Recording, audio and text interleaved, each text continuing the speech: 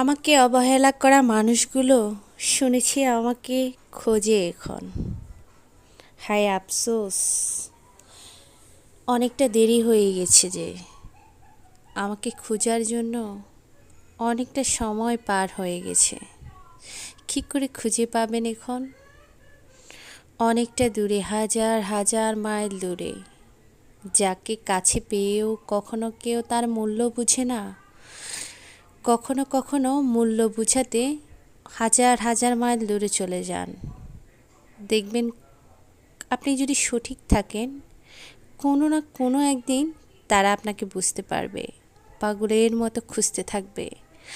ততক্ষণে অনেকটা দেরি হয়ে গেছে, তাদের আর বুঝতে বাকি থাকবে না, আপনাকে আর খুঁজে পাওয়া যাবে না। আপনি আপনার গন্তব্যস্থলে পৌঁছে গেছেন।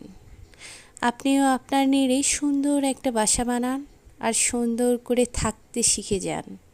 কি করে বাঁচতে হবে, কি করে লড়াই করে টিকতে হবে।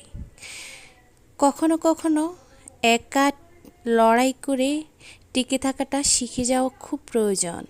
কারণ অনেক সময় নিজেকে একাকিত্ব কিছুটা সময় দিতে হয়।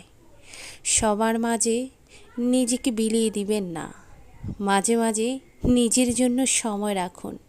দেখবেন জীবনটা অনেক সুন্দর মনে হবে।